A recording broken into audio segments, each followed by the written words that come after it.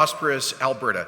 I am so honored to be here with over half of Alberta's cabinet and many members of the government caucus to reinforce the seriousness of our new government's devotion to a partnership of respect with our municipalities. Now, they've given me a 32-page speech to read here that I'm going to ignore. All right. It always gets my staff nervous. What could possibly go wrong? But I want to speak to you from the heart about issues that are of vital importance to our citizens, to your residents, to all Albertans.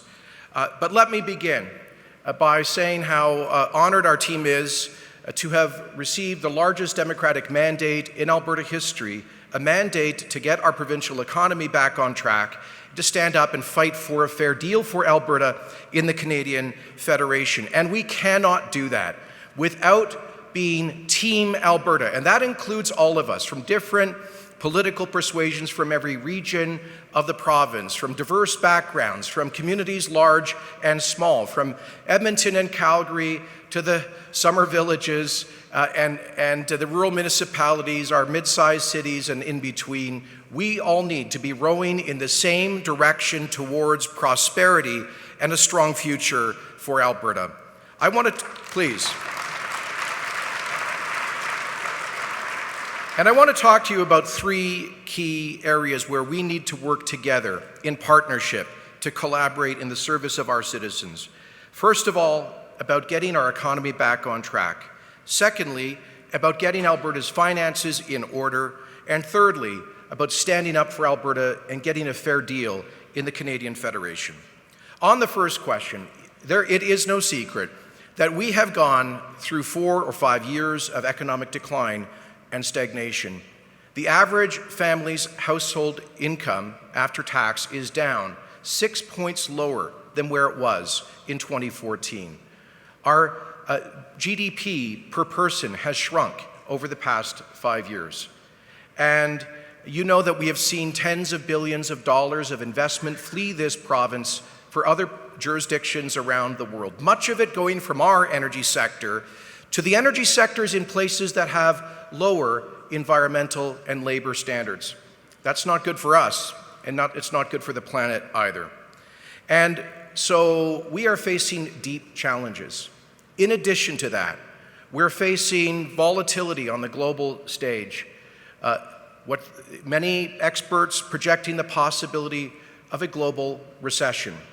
Of course, we hope that doesn't happen, but we have to prepare ourselves for what could be some challenging years ahead. This is not for the faint of heart. This is a time for real leadership, for determination, and for coordinated action. That is why our government has kept our commitment to Albertans to implement a job creation strategy to show Canada and the world that we are open for business. It's why we began with the repeal of the carbon tax, the Carbon Tax Repeal Act Bill 1.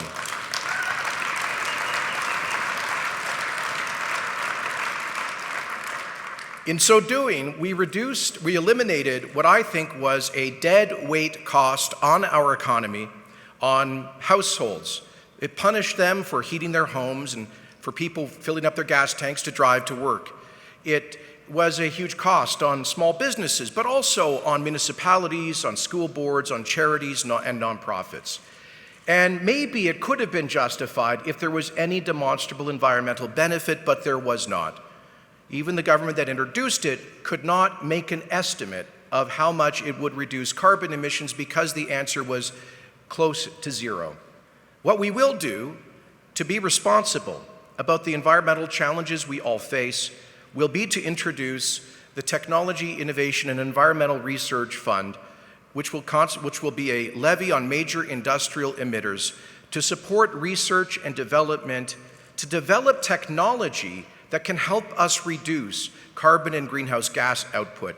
This should not be a big ideological football. If we want to do right by future generations and for our planet, then we need to take real, concrete, practical measures to reduce carbon intensity in our economy. And we need to tell the story about how our huge investments in technology have already done so, how we've reduced by nearly 30% the intensity of a barrel of bitumen since the year 2000 and are on track to do it by another 20%. The TIER Fund will help to accelerate those reductions in carbon emissions without punishing ordinary people simply for living normal lives, and without burdening municipalities, school boards, and charities for simply the cost of operating. So we think it was the right thing to do. Secondly, okay, go ahead.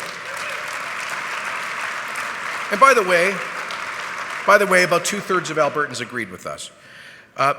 Secondly, we passed Bill number 2, the Open for Business Act, which undid policies that were driving investment out of our province, brought back workplace democracy, and balanced back to our labor legislation to show that while we fully respect collective bargaining rights and our good women and men in our unions, we also need to send a message to small businesses and job creators that they will not be punished for growing, expanding, and operating in Alberta. Thirdly, we passed the job creation tax cut, which is a centerpiece of our economic growth strategy, which, as you know, reduces the general tax rate on job creators by 1/3 from 12 points to 8 points.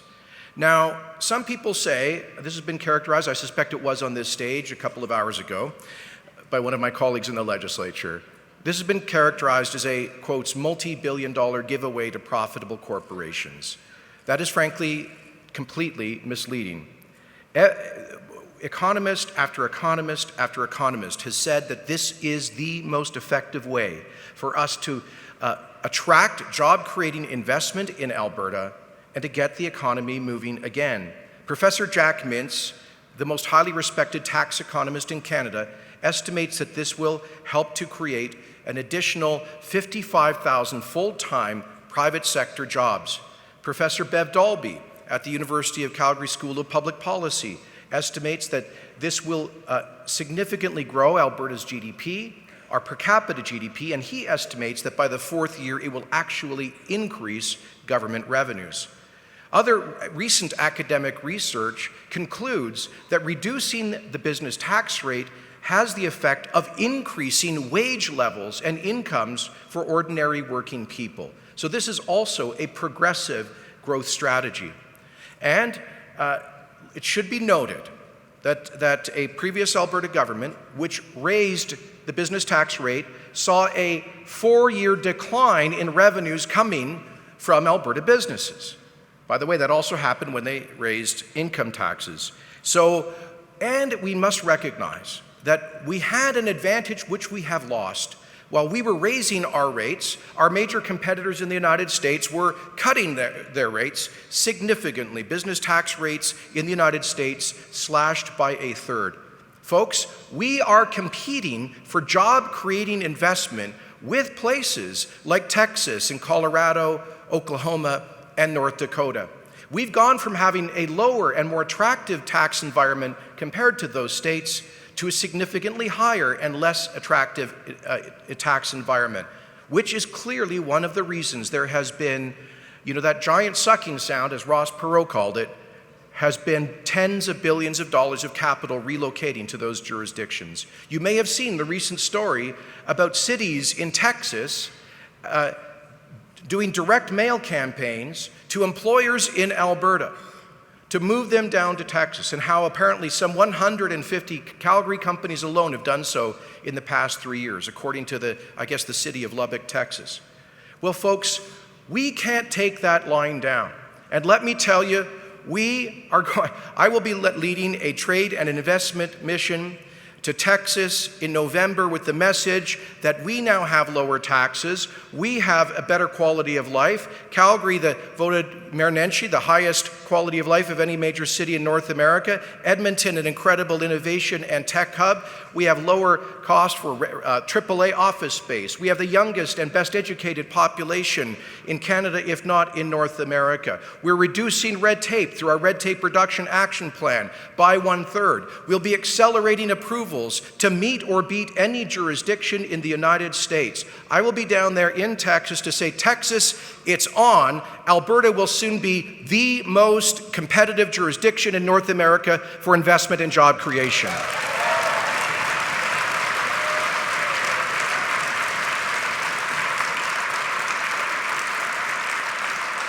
Let me say a word about the red tape, because this has become, I think, a hidden impediment to growth and investment in our economy. I think during the good years, most of us didn't pay attention to the constant layering of regulatory complexity in our economy.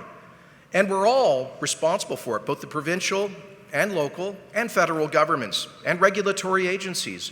Collectively, we didn't see it happening. But now, when you take a step back, what do we see? According to the Canadian Federation of Independent Business, Alberta is the most over-regulated province in Canada, the only province to get an F on their red tape report card.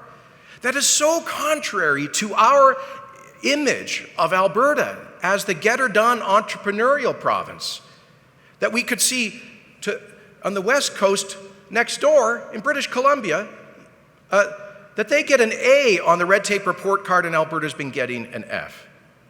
Our approval timelines have become unacceptably long, filled with uncertainty. You know, you can get a project approved in Texas, for example, in 1/4 as much time as it takes on average here in Alberta. That's why we passed the Red Tape Reduction Act. That's why we appointed an Associate Minister for Red Tape Reduction and Grant Hunter as the most coveted job in Cabinet, I think, actually. And that is why we are doing a comprehensive review of the function of the Alberta Energy Regulator. We want to maintain its independence and its high standards as a world-class regulator, but we want the AER and other Alberta government regulatory bodies and ministries to apply a common-sense, outcome-based approach to regulation rather than a process-obsessed regulatory approach. What am I saying? If you have companies with a perfect compliance record with regulation, then common sense should tell us that they do not require the same level of oversight as companies with a very poor compliance record. That we should allow for concurrent rather than lengthy consecutive approvals. So government agencies should be working in tandem to get things done rather than stringing things out for 2 or 3 years in ways that have cost us investment and jobs. So part of the deal is this. We are bold about this 1/3 reduction. And by the way, this is not pie in the sky. British Columbia set out 15 years ago to reduce red tape by 1/3. They actually reduced 40% of the regulatory requirements imposed by their government under the Gordon Campbell Liberals, and are now one of the most highly rated jurisdictions in North America as a result. So this can be done, but we must be partners in it. And as I've said to you before, when I was opposition leader, we are very serious about cutting the red tape burden imposed by the Alberta government on our municipalities. You have to waste too many of your tax dollars, too much time of your officials, too much attention of your councils, complying with endless provincial mandates and administrative obligations and reporting requirements. As I've always said, look, you folks are accountable to your voters. You have to publish audited financial statements. And if you screw up, you hear about it when you go to the grocery store or the garage. Why do you need provincial bureaucracies peering over your shoulders in every dollar that you spend? And that's right. So, and we've already begun, as you know, to reduce the reporting requirements for some of the grants, and we're just getting started. I want to thank AUMA for your very detailed and thoughtful submissions. And let me say that we are open to not just streamlining the regulatory relationship between the Alberta government and your municipalities, but I'm very open to taking a comprehensive look at the Municipal Government Act. I know it's always been amended, but it always seems to get longer and more complicated through those amendments. One of the things that shocked me in provincial government is frankly, the arrogance of the provincial government micromanaging your affairs through the MGA. The level of detailed regulation and that. So it doesn't make sense to me. So let's be partners in lowering those barriers. And so we have fewer public servants checking and more public servants doing, less administration and more delivery. Let's be partners in that. But we offer you this streamlining on one condition, that you do everything in your power to pass on those regulatory savings to your citizens, especially your job creators, by reducing the red tape burden that is imposed on the job-creating private sector. That's what I mean by rowing in the same direction. And with respect to our efforts to reduce taxation, I know that some governments here were concerned about our amendments to the MGA to allow for longer and greater tax relief for new capital investment in municipalities. I will point out that this was in our platform that was endorsed by Albertans, and the idea came from certain municipalities. Now, I think, let me explain the rationale here. As I said, we are competing. Just yesterday, I was meeting with a group that is looking at the possibility of a $10 to $15 billion capital investment in a major job-creating project east of Edmonton. And they were very specific about the jurisdictions. There's 3 other jurisdictions that are vying for that project. All of them have lower property taxes. And at the end of the day, when that company goes to its board for a final investment decision, they have to take an all-in cost approach. That includes business taxes, it includes labor costs, it includes property taxes. And so all we did with that amendment was to give those municipalities who are hungry for that kind of investment the flexibility to compete with jurisdictions like those along the U.S. Gulf Coast that have similar incentives. It's ultimately up to you, and you're accountable to your citizens whether you use these tools. But we saw these amendments as simply adding more tools in our toolbox for you to help us create jobs and growth.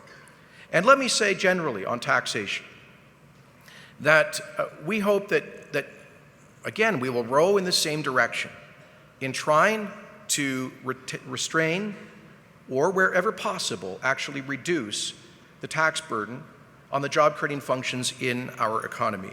I know it's easy to say and it's hard to do. Believe me, I know it's hard to do. We're challenged in our own fiscal management, which I'll discuss in a moment. But at the end of the day, we all need to work together to send a message that Alberta's governments, both provincially and locally, have a pro-growth orientation.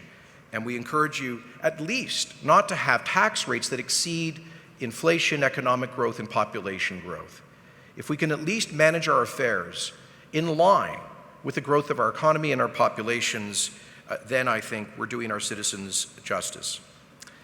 So, the long story short here is that we are doing everything that we can, and part of this is an aggressive posture in promoting trade and investment in Alberta. This is why last week I spent 3 days on Wall Street. I met with dozens of firms that represent collectively over $9 trillion of assets under management. And I can tell you most of those companies have been deeply invested in Alberta's economy in the past, but most of them have also diminished their presence in this province. And they sent me a very clear message that they continue to believe in Alberta, but we've got to show them, obviously, with pipelines and market access, with regulatory predictability, and with other issues, we have to show them that this province is open for business. So the potential is there, but it's not going to happen by accident. Let me then talk about the huge fiscal challenge we face. By the way, these two things are linked. I've always said that the best way we can balance the budget is to grow our economy, and with it grow revenues, correct? So, folks, this is a huge challenge, and we all have to be part of the solution. I'm sure most of you have become familiar with Dr. Janice McKinnon's panel. I want to thank her and her panelists, a remarkably qualified group of nonpartisan experts who took 3 months out of their lives to help give us an objective look at Alberta's fiscal challenges and offer a pathway forward. They highlighted that Alberta's debt has gone from $13 to over $60 billion in the last 4 years, that we have the highest per capita deficit and the fastest debt growth of any jurisdiction, subnational jurisdiction in North America, that interest costs are growing share of the provincial budget, now $2 billion, and if we do nothing, headed to $4 billion. All of that money that could go to municipal services, roads, infrastructure, schools and hospitals, but instead is getting sucked up by bankers and bondholders as a growing share of our budget. And they underscored that Alberta, for over 20 years, has been overspending by any reasonable measurement. That if we were to be spending at the same per capita level as our three closest peer provinces, British Columbia, Ontario, and Quebec, in certain terms of size and scale, if we were spending at their level, we would be spending $10 billion less than we are. Instead of a $7 billion deficit, we would have a $3 billion surplus. And that's not the worst of it. They underscored with data, with hard evidence, that according to many major metrics, we are underperforming our peer provinces. We have generally longer surgical wait times. We have generally lower high school completion and post-secondary completion. We have shorter life expectancy, higher infant mortality. And in metric after metric, we underperform other provinces, even though our per capita spending is 20% higher. So to those who say that the solution is just to raise taxes, I say, why during a time of ongoing economic adversity would our first response be to dig our hands deeper into the pockets of taxpayers? How about we actually focus on operating at least as efficiently as other Canadian governments? I think Albertans expect that of us, and they have a right to that.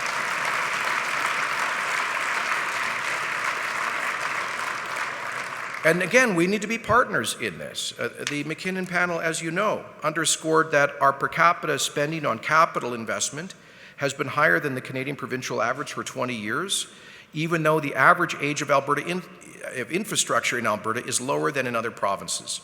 In 2017, our net capital stock per capita was 19% above the 10-province average, and our municipal government's stock was 81% above the average. Capital grants to municipalities make up a quarter of all provincial spending on capital. Alberta flows roughly $440 per capita in municipal capital grants, which is 20% higher than the Canadian average. The McKinnon Panel's recommendation was to reduce capital grants by $500 million a year. Now, we've not made final decisions, but none of you will be surprised if there is a reduction in the budget on capital funding. Having said that, you have made it absolutely clear that whatever happens, you want funding stability, certainty, and predictability so you can plan and budget effectively. We hear you. As Minister Madhu emphasized in his remarks yesterday, we're cutting, and I've emphasized, we're cutting many of the administrative burdens that we impose upon you. We've already started with the MSI operating program, which we've streamlined to cut down on paperwork. So we are committed to the goal of predictable, reliable funding, but we all need to be part of this together. Now let me say another word about the fiscal challenge that we are facing. I was at an AUMA conference in 1993 when then Municipal Affairs Minister Steve West stood up and announced that there would be a 25% cut in provincial operating grants to municipalities. That will not be the scale of this budget, or frankly anything close to it. This does not have to be 1993, when there were 18% absolute cuts across the government of Alberta, including a 5% wage rollback across the public sector. This does not have to be 1993. It will not be like 1993.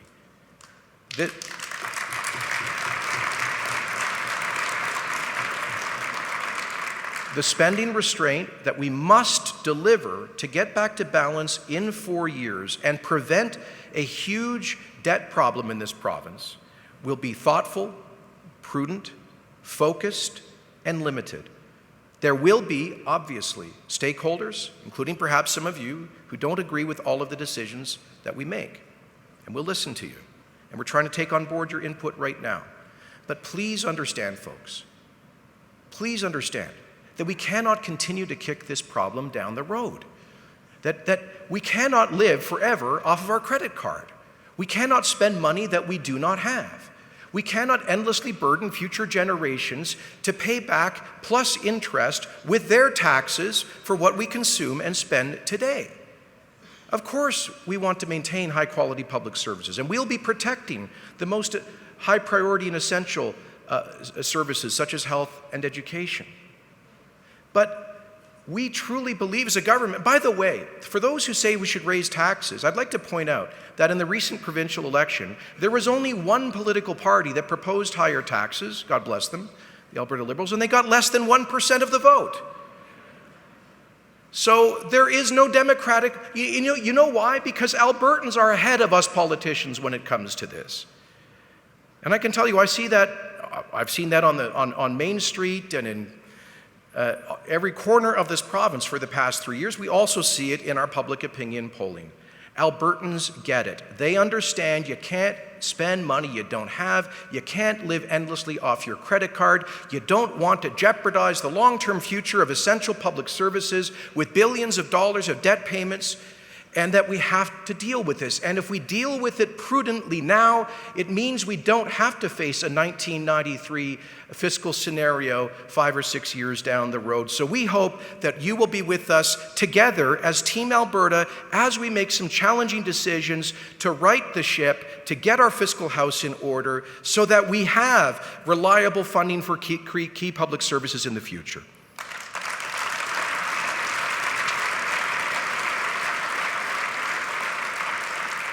Now, I know there's been a number of issues about some of your key priorities discussed by our ministers over the past couple of days, including law enforcement and cannabis and other issues. So I'm not going to get into that. I want to just cut to the last key point, which is how we must be Team Alberta. Thank you, by the way, for your fashion sense. I love these T-shirts. Thank you, Barry, for this latest item in my wardrobe. Folks, we're not going to get this economy back on track.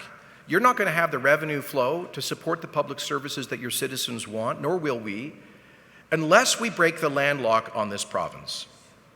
And that's not going to happen by accident. It didn't get imposed on us by coincidence or by accident. Now, some of you have heard me say this before. I'm going to say it again.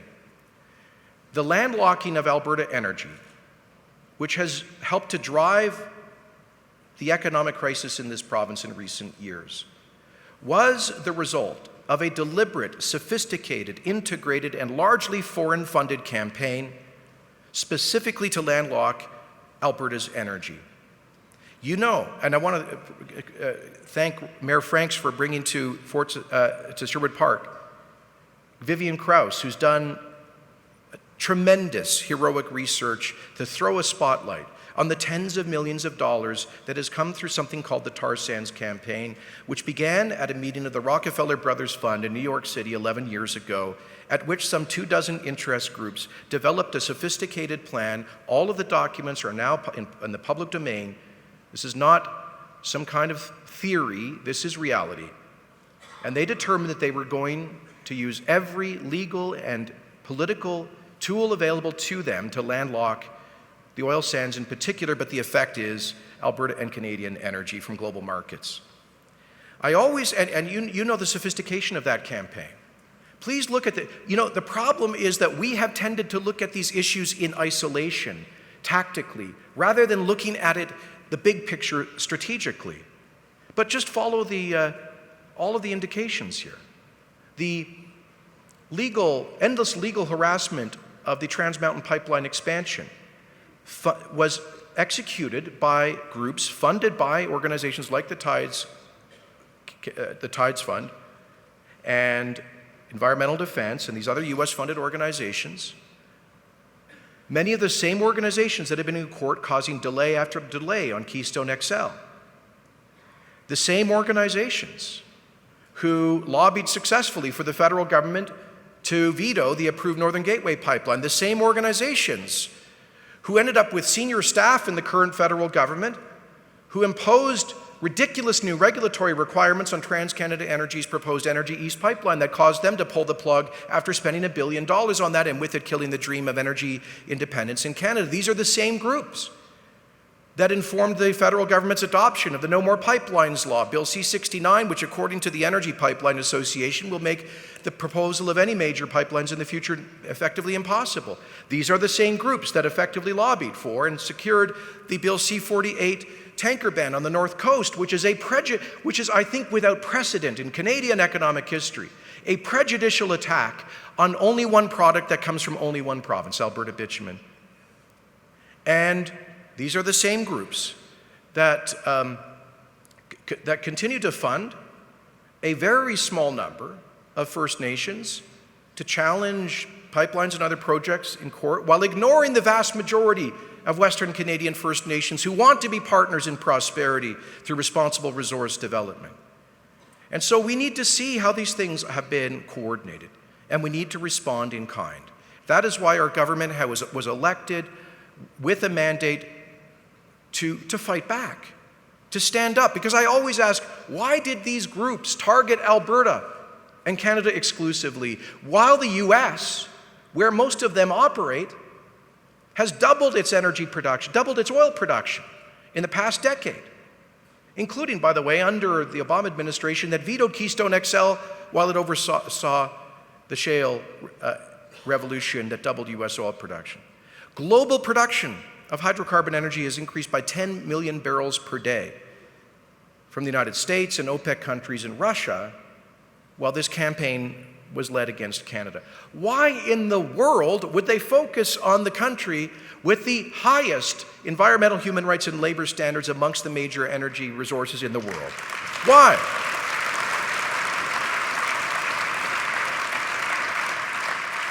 Why not Saudi? Why not Venezuela? Why not Putin's Russia? Why not the OPEC dictatorships? I think the answer is because we are Canadian. We're too nice. They thought they could push us around. These are bullies picking on what they thought was the weakest kid in the playground. They didn't think we would push back. Well, we Canadians are nice. And one of the ways we demonstrate that niceness, that sense of responsibility, is by our massive investments in technology to reduce carbon intensity. And now, a barrel of Alberta heavy crude has a lower carbon footprint than the average barrel around the world. As I said, we've reduced emissions by 30% in bitumen. We're on track to reduce it by another 20%. Suncor's $1.5 billion new gas cogen facility in Wood Buffalo is an example of this. It will reduce their carbon output by 25%, reduce water usage, improve air quality, and, by the way, provide a market for stranded Alberta natural gas while producing a better return for their shareholders. We are on the cusp of a game-changing application of technology replacing water-based extraction for bitumen with solvents that will radically reduce energy consumption and water utilization.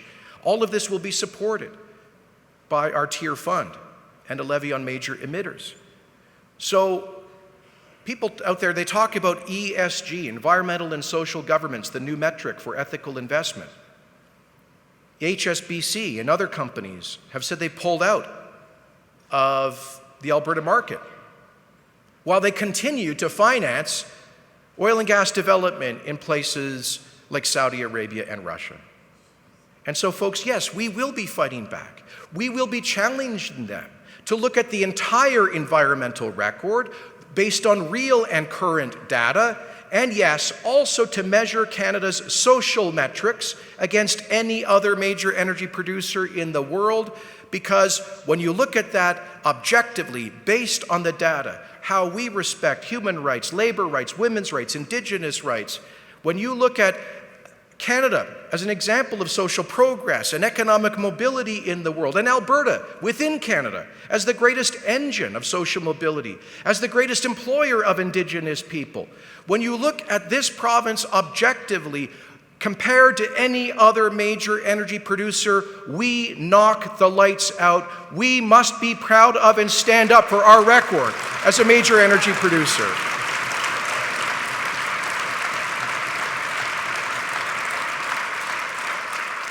That's why things like these t-shirts actually matter. You know, it actually matters that we're leaders like you are willing, and we all need, and I want to thank you collectively for many of you going down to FCM and carrying this story. You know, we saw the Whistler Council pass a resolution to sue our energy producers. Last I checked, everybody that goes to ski in Whistler has to fly into Vancouver and take a car up the highway. Last I checked, they're heating their hotels with natural gas. Last I checked, you know. But it matters that we push back. That council apologized to Alberta. They said they got it wrong. When Toronto was trying to pass a similar motion, Councillor Mike Layton, I called John Tory, the mayor, who's a friend of mine, and called other councillors, and they pushed that motion off the agenda. We need you to help us to be out there as part of Team Alberta, communicating with your municipal colleagues across the country about how this province has been a critical engine for Canada's economy in ways from which they all benefit. You know this, and this is why we will be launching shortly what we called our Energy War Room, which will be a clearinghouse for information on our record as a responsible energy producer that will respond in real time to all of the lies and myths told about Alberta through paid, earned, and social media. We will be setting up satellite offices in key markets around the world to tell that story to investors, to opinion leaders, to political leaders. We are challenging many of these laws that are landlocking our energy. We've launched a constitutional challenge of the No More Pipelines law.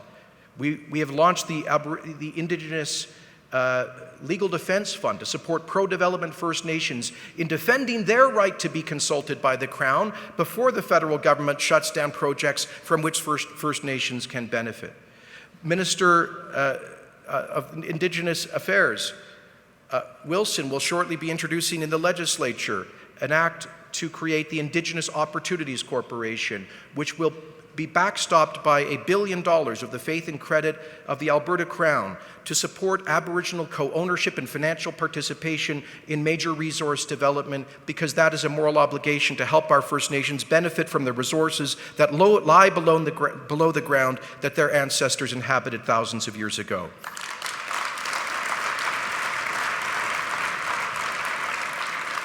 And we will be doing so much more, but we need you to be part of this team.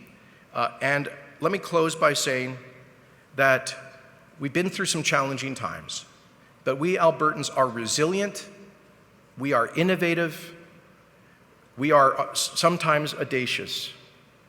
You know, we have always overcome adversity in our history. A lot of our fellow Albertans are still hurting. We need to send them a sign of hope, that all of us together, as the leaders of this province, are committed to doing everything we can to get this economy back on track, and of course, in so doing, to deliver the critical public services that makes this province a beacon in Canada. So folks, let's together get this done. It's not just the fight for Alberta.